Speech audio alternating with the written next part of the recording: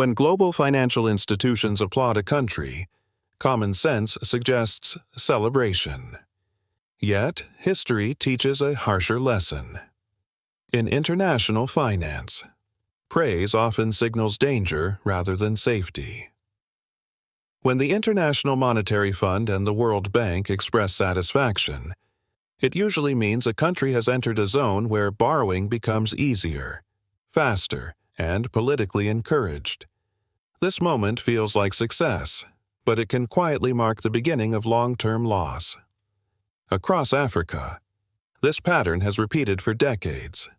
Nations are congratulated for stabilizing public finances, reforming budgets, or improving macroeconomic indicators.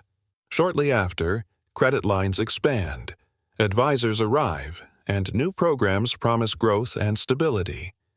What rarely receives equal attention is the price attached to that approval. Debt does not come alone.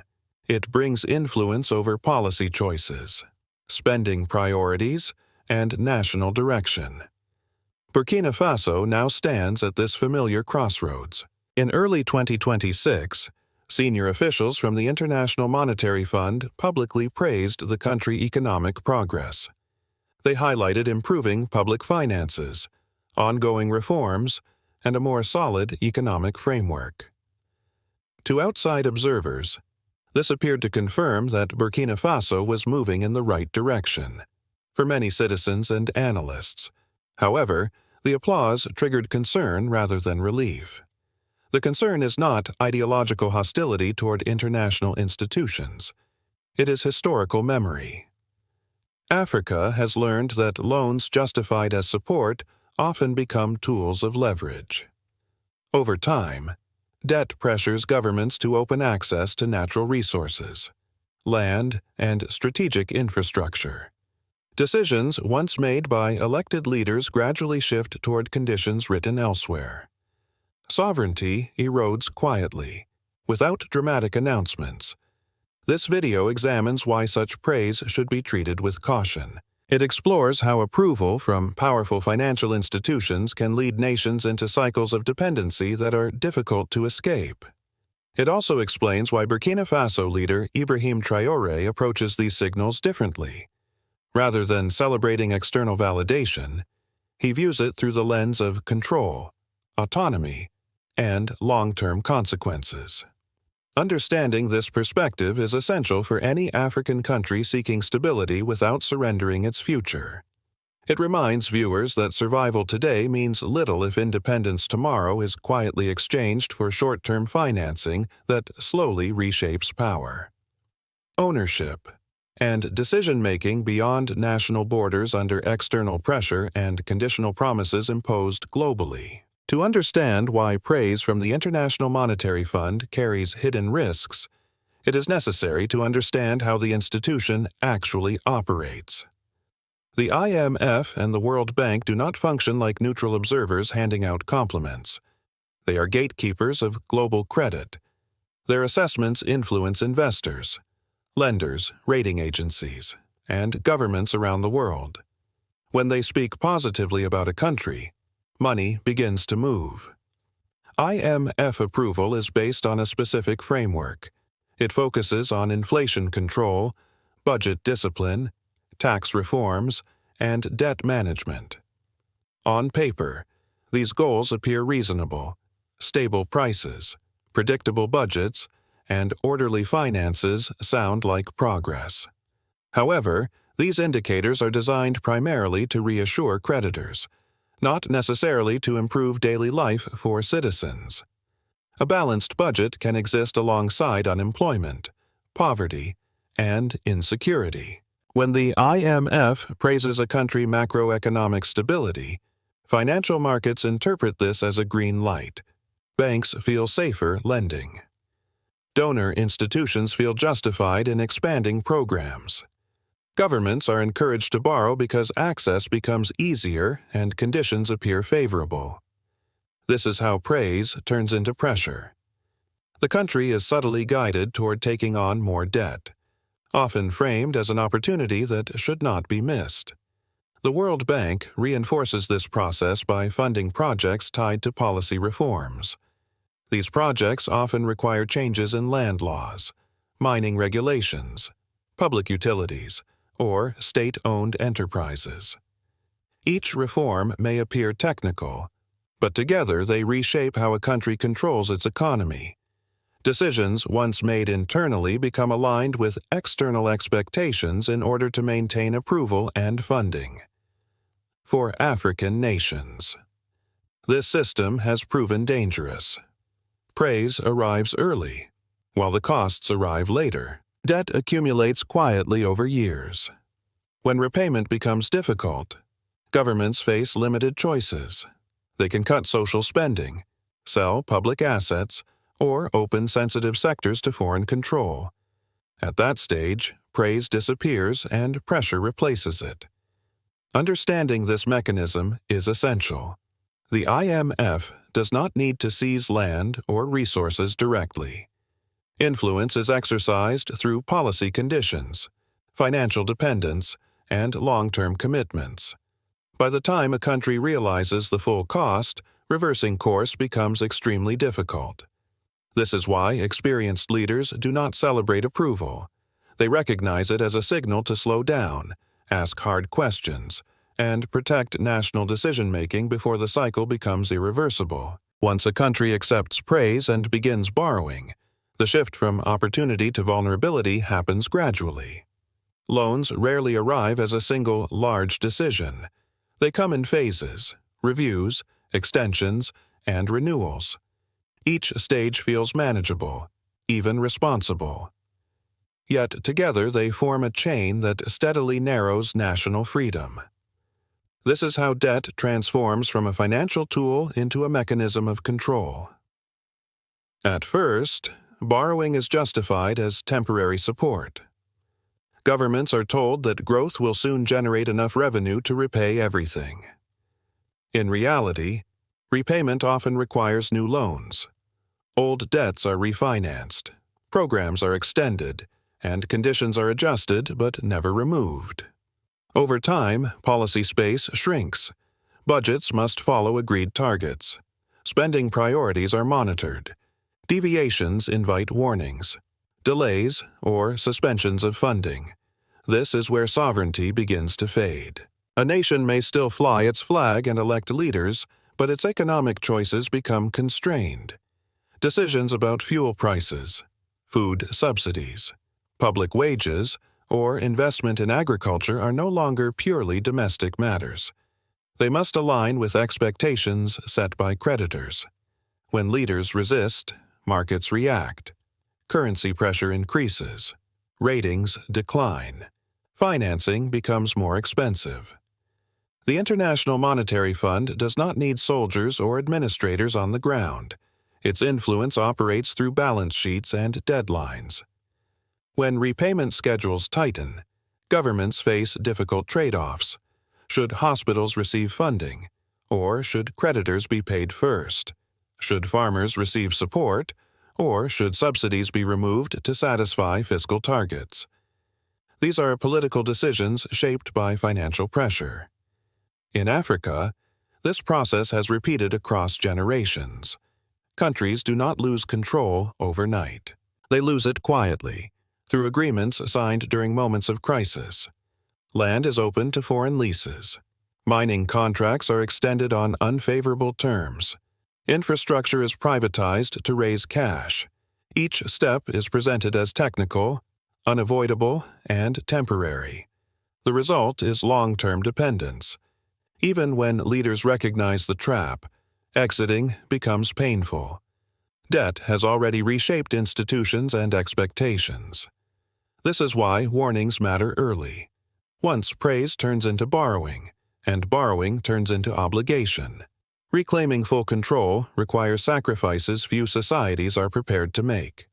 Prevention is always easier than escape in the world of sovereign debt. In many African countries, the real danger of debt is not only the interest rate. It is what debt forces a nation to do when money becomes tight. At that point, governments search for assets that can generate quick cash. In resource-rich countries, those assets are often underground or underfoot. Gold, uranium, oil, and fertile land become the quiet guarantees behind national borrowing. Even when no contract calls it collateral, the logic becomes the same. When repayment pressure grows, leaders are pushed toward decisions that trade long-term control for short-term relief. Mining permits are expanded, royalties are reduced to attract foreign operators, contracts are extended for decades.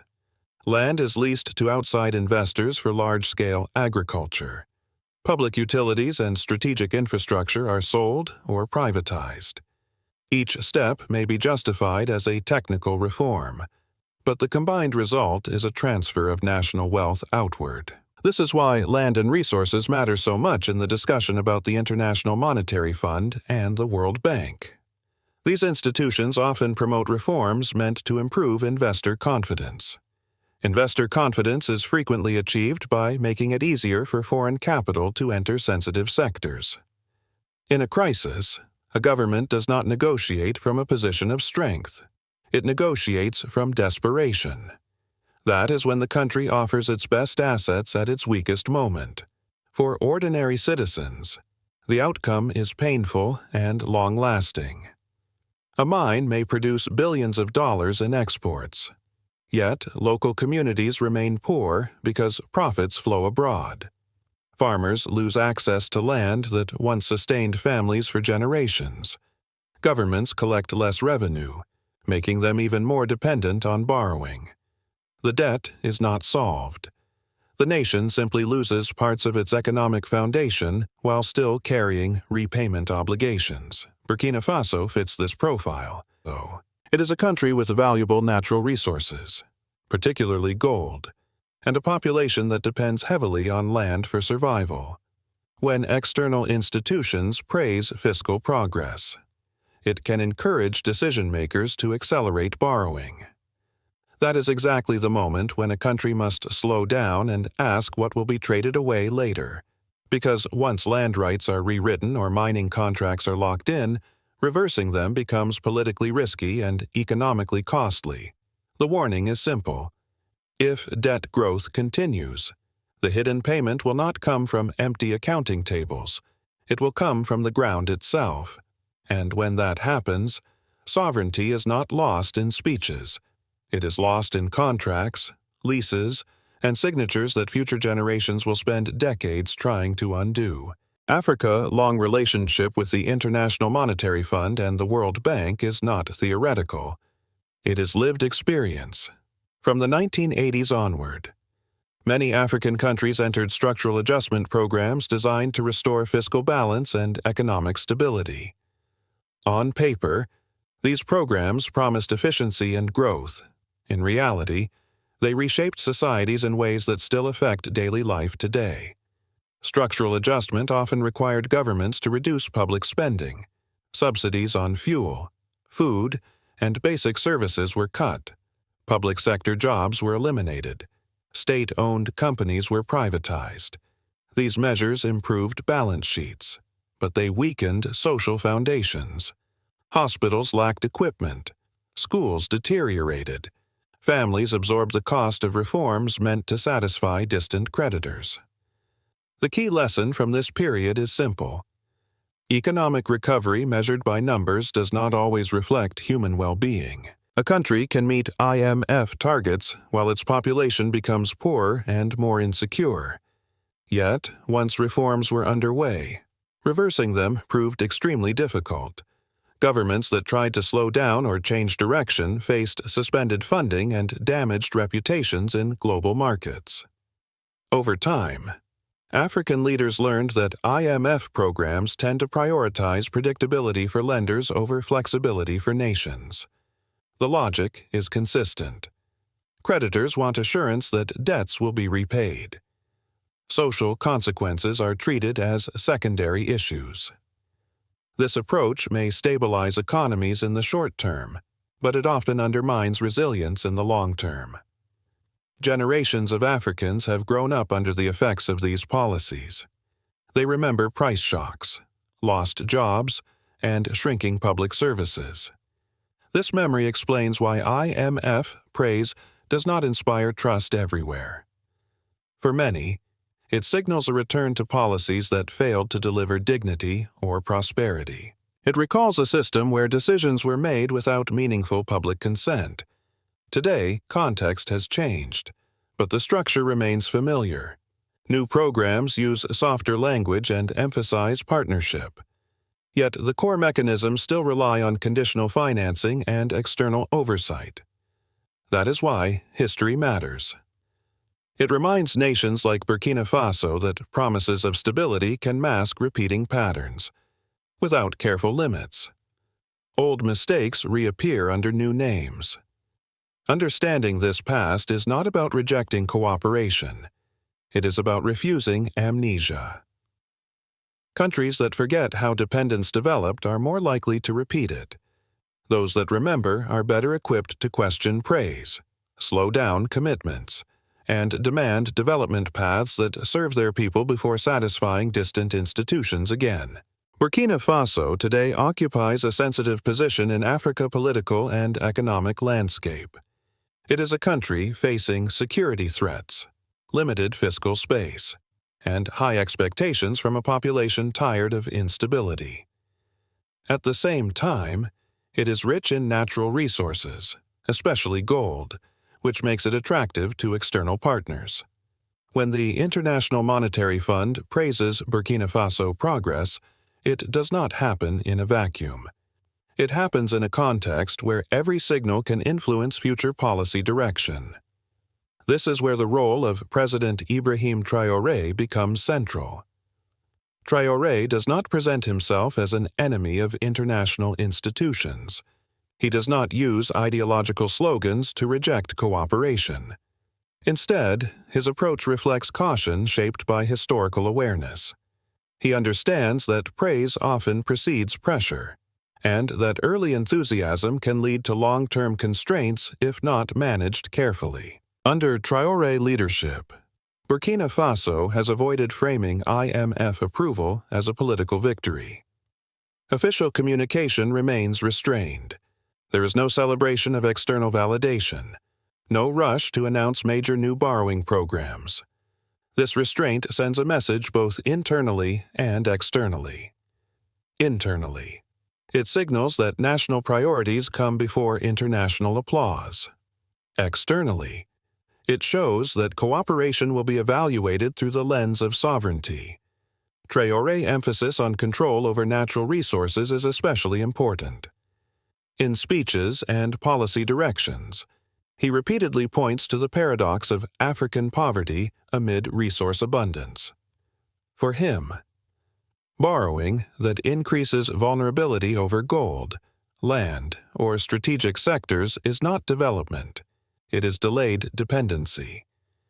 This perspective explains why his administration is cautious about commitments that could lock Burkina Faso into long-term obligations. At the same time, Traore is realistic. Burkina Faso cannot isolate itself from the global financial system overnight. The state still needs funding to function. The difference lies in pacing and limits. Engagement is selective. Conditions are scrutinized. Long-term consequences are weighed more heavily than short-term relief.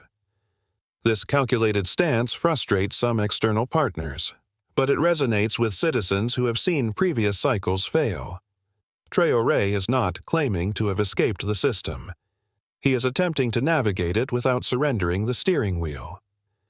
In a region where many leaders embraced praise too quickly, this alone marks a significant shift in political thinking and economic caution. When countries like Burkina Faso choose a cautious path toward international finance, reactions from Western governments and institutions are rarely neutral. Criticism often intensifies, framed around democracy, governance, human rights, or geopolitical alignment. These concerns may contain legitimate elements, but they also function as pressure tools when a government refuses to follow established economic scripts. In the case of Burkina Faso, Western responses have included diplomatic distance, negative media coverage, and warnings about political transition timelines. Financial narratives quickly shift. Where progress was once acknowledged, doubts are raised about credibility, stability, and investor confidence. This change in tone sends a clear signal. Cooperation is encouraged only when it follows acceptable boundaries. The Western argument is familiar. Officials claim that strict conditions are necessary to protect democratic norms and prevent mismanagement. They argue that institutions like the International Monetary Fund promote discipline and transparency. From this perspective, hesitation toward borrowing or reform appears irresponsible. Stability, they say, requires alignment with global standards and trusted partners. However, this argument ignores historical outcomes. Many African nations complied fully with these standards for decades, yet remained poor, indebted, and dependent.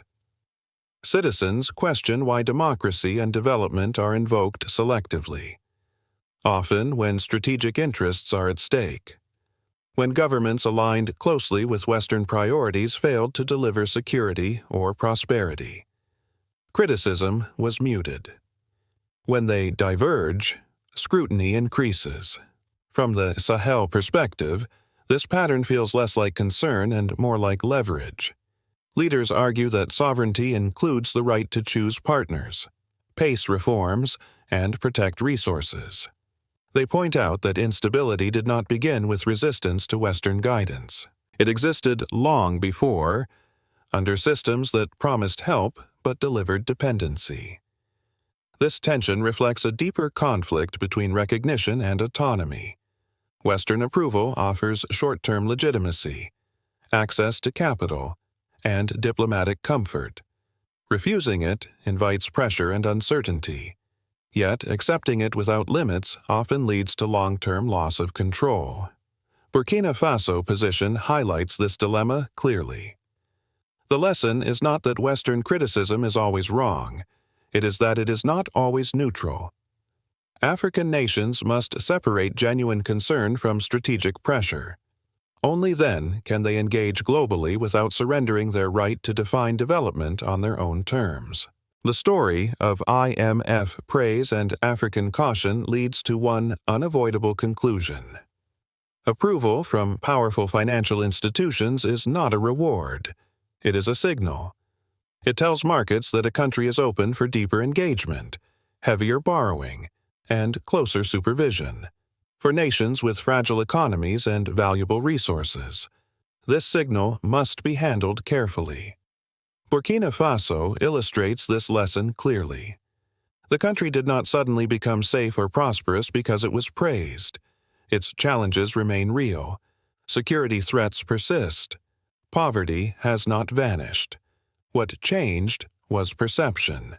And perception can shape policy in dangerous ways if leaders confuse recognition with success. The core warning is simple. Debt does not only measure what a country owes in money, it measures how much freedom it gives up in decision-making. When loans accumulate, priorities shift. Governments begin to govern for creditors rather than citizens. Land, resources, and public services slowly move out of national control, often without dramatic announcements. For African countries watching Burkina Faso, the lesson is not to reject cooperation or isolate themselves. It is to negotiate from awareness rather than desperation. International finance should be a tool, not a master. Borrowing should support development, not replace it. Praise should trigger questions, not celebrations. Ibrahim Traore approach reflects this mindset. He does not claim moral superiority or absolute independence. He recognizes limits and constraints. But he also understands that once sovereignty is traded away, regaining it becomes far more costly than refusing short-term comfort. His caution is not defiance, it is calculation. Across Africa, the future depends on leaders who remember history and apply it.